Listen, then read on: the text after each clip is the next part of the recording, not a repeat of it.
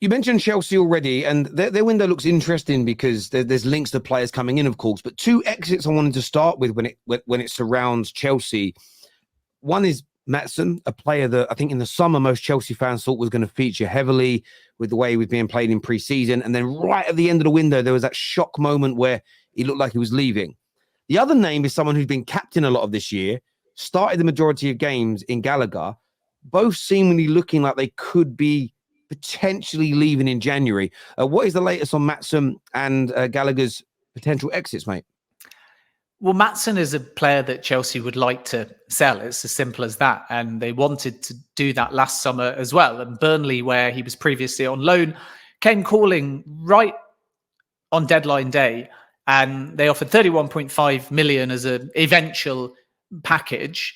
And Chelsea said yes, and Maatsen said no, because he'd come off the back of a pre-season where he'd actually impressed Maurizio Pochettino, and he was allowed to play in a more advanced position. And he is versatile, that he can play as a left back, as a fullback, as an inverted fullback, or go into midfield and even move into the wing as well. And that's the advantage of the type of player that he is. So there's plenty of teams looking for versatility that see Maatsen as a viable option, and Dortmund are one of them, but they want a loan. And again, Chelsea are looking for a fee. And it's a very similar point to be made about Manchester United. It doesn't help Chelsea just to loan out Maatsen. And if they only loan out Maatsen and then they do pick up another injury, the fan base are going to turn around and say, we're lacking in cover, we're lacking in depth. So the justification for Chelsea in selling is trying to bring in money, which means that they will sell Maatsen, but they want an equivalent package to the one they accepted last summer, which is just over 30 million. I understand that the exact fee that Burnley had agreed was a total package of 31.5 million. And Maatsen's probably right now, if we're not talking about Gallagher, the other big sellable asset for Chelsea to fund some January business or put some money towards summer business for the likes of an Osimhen, or potentially, but less likely, I'm led to believe, Ivan Toney. And the reason for that is because, yes, they could sell somebody like Trevor Chalobah, but he's injured at the moment. They could try and get a fee for Marc Cucurella, but they might need him. And the advantage of Cucurella is he can play on the left side or the right side, and even at a push move into centre-back as well. So he might be a player that Chelsea need. Maatsen hasn't quite got enough minutes, quite broken into the side enough. So he is a sellable asset, and Dortmund is still one to watch there. With Conor Gallagher, I think a sale would cause real outrage amongst the Chelsea fan base. And that's because Gallagher's been one of Chelsea's best players, probably only second to Cole Palmer at the moment. But Chelsea's position is very clear, that regardless of the player desire to sell, and regardless of the fact that he could still be offered a new contract, he hasn't been at the moment. And the current deal expires in 2025. So Chelsea's policy is crystal clear. If players are heading into the last year or so of their contract and nothing has been agreed, they are for sale, because Chelsea want to be able to cash in on them. And we saw the same with Mason Mount. So if an offer is made for Conor Gallagher, and it is still an if, then the board at Chelsea will consider it. Maurizio Pochettino has captained Gallagher and would ideally like to keep him, certainly until the end of the season at least. And Gallagher would like to fight for his place. And I'm sure if Gallagher was offered a new deal that was financially beneficial to him, he would sign in a heartbeat, because he would also like to keep playing at Chelsea. But Chelsea's recruitment team may be thinking about other incomings in the next 2 windows. They may be thinking about the longer term. And for the right offer, Gallagher's for sale. Now, what that right offer is ranges from, at the lower end, 45 million guaranteed, to at the higher end, 55 million guaranteed. But there will be bonuses on top. So the total package for Gallagher could end up being close to 60 million that Chelsea would like to accept. The Tottenham links are genuine in the sense that they admired him last window. They inquired last window. They wanted to pay a total package of about 35 million. And Chelsea said, you're 10, 15 million away from our asking price, and nothing came of it. So let's wait and see whether Spurs revisit it. We did see some reports in Italy saying talks had started, but as I revealed a few days ago, that's not my understanding. I'm not aware of formal talks between Spurs and Chelsea for Conor Gallagher. So there is still a good chance that Gallagher stays at Chelsea, but it's a long window. And I'd equally be surprised if somebody doesn't at least try their luck and make a more significant inquiry, which hasn't happened at this point. So that, a bit like Lewis Hall, where there was also contention when he signed a new deal and then moved to Newcastle, and that will eventually become an obligation. I'm sure the terms will be met to make that deal permanent. That's an example maybe of Chelsea having to think, even though it's cold-hearted and dispassionate, about the long term and about their project over the now. Whereas Pochettino is only on a guaranteed 2-year deal. Yes, there's a 1-year club extension, but Pochettino knows that in his control, he's got 2 years. Chelsea may make it 3, but he's got 2 years. So, of course, Pochettino's thinking about the now. Of course, Pochettino wants a player like Gallagher. And, of course, Pochettino is thinking about how on earth can I make sure that I stay at this football club and get this football club into Europe? But Chelsea's longer-term board are thinking more about the finances, about the vision, 2 windows ahead, multi-club model. And if they feel they need to sell Gallagher, they may exert some pressure.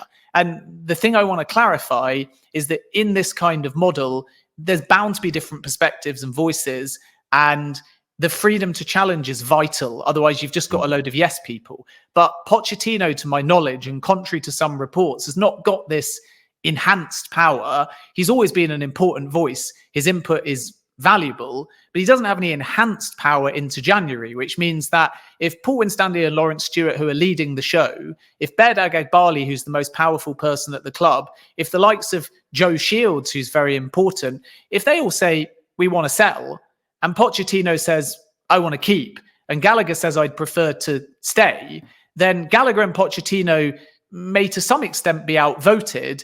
And then obviously Gallagher will have the ability to say, sorry, I'm not talking to that club. Or if you really want me out, I am prepared to entertain some kind of negotiation. So the dynamic at Chelsea is not going to change, which means that regardless of what Pochettino wants, if the rest of the recruitment team decide the offer is right, then they will exert some kind of, in inverted commas, pressure, telling Gallagher that he should probably listen to the offer that's on the table. Which I understand it from Chelsea's point of view. I suppose for me, just on the outside looking in, although they do have Lavia, they have Caicedo, they have Enzo, who I think on paper, in terms of technical ability, are better than Gallagher. Gallagher has been their best performing midfielder this year, whether their fans like hearing that or not. However, will he maintain those levels? I don't quite know. It does feel to me very much like it's a pure profit on FFP sale. They've obviously spent a lot of money, long-term contracts, and they need to recoup some of that.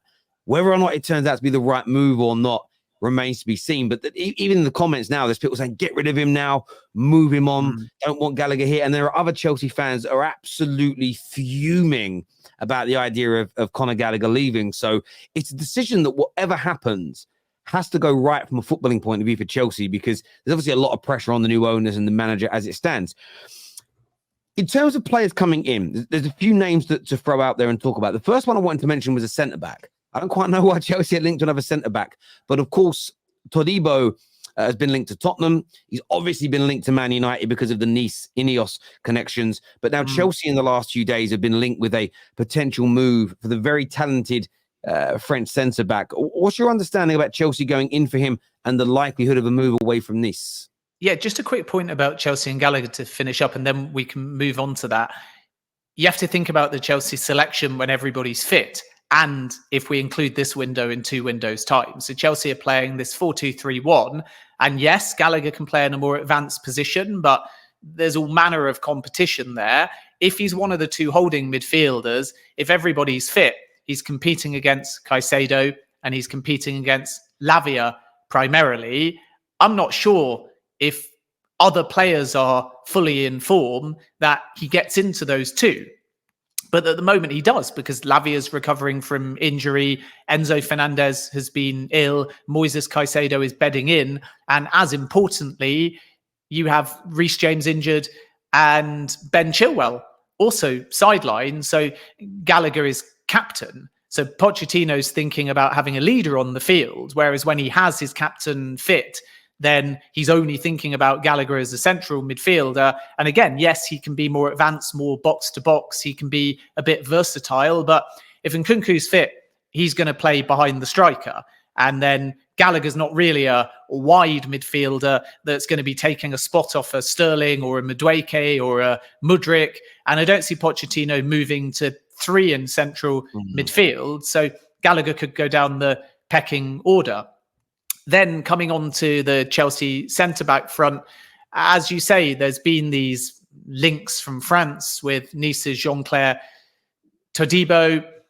I'm not sure there's anything in it, if I'm absolutely honest with you. Talking to sources, I was told that Chelsea had scouted the player much like they've done hundreds. If you ever actually saw a list of players tracked or scouted, you would be staggered that it's hundreds. So scouting can be done because you want a yardstick, because you want a counter option, you want a backup option, you want a future option, because you want to put a price on that scouting mission so you can use it to go for another player in the market. So scouting doesn't always mean a great deal.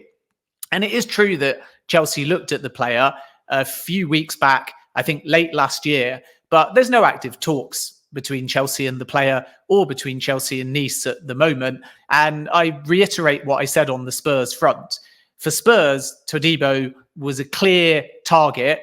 They started talks. They were immediately pessimistic, and that's why they've moved on. And the reason for that is not because of some plot whereby Ratcliffe's waiting to come in at Manchester United and then will sell the player to Manchester United. It's because Nice simply do not want to sell. And they don't want to sell because they realise that if they need to do so in the summer, they can still get a decent price. And in addition to that, they're 5 points off PSG, challenging for Champions League football and second place in Ligue 1 mid-season. So it's almost like a Leverkusen situation where we hear all these links with Leverkusen players, but why are Leverkusen going to let any of their star names, if they can possibly help it, go midway through the season when they're looking for a Bundesliga title and a Champions League place? So I don't think the player's for sale. And I'm told that the only thing that may change that, because financially speaking, Nice may have to sell for some kind of astronomical offer, is something in the region of 60 million euros. And given the clubs that have looked and valued the player, thinking more around the 35 or 40 million euros, there's a big gap between those two. So I certainly don't see Chelsea moving for the player. It's absolutely true that Chelsea will look for centre-back in 2024, especially obviously if they can sell Trevor Chalobah. But the last thing I want to mention on Chelsea is look at Chelsea's business a bit like Manchester United, as one in, one out. And it won't quite be as scientific as that. And it won't quite be a case that they have to wait and sell and then buy. But Chelsea don't want to end this window with more players than they started with. And if they possibly can, they would even like to reduce the senior squad by 1 or 2. And they can do that, obviously, by buying one, selling one, and then loaning one. And I think if you look at Chelsea like that, like we've just seen Alex Matos go to Huddersfield on loan, that's a good example. I think Chelsea's strategy for this window is to buy, sell, loan, and then that will pretty much be their January. Excuse me. Makes a hell of a lot of sense to me. And Todibo, listen, I'll be honest with you. I understand that the Man United Nice links, Ineos links doesn't guarantee it. But if we let him go anywhere else, I'll be fuming. I think he's great. To have that kind of connection and not signing would be crazy. But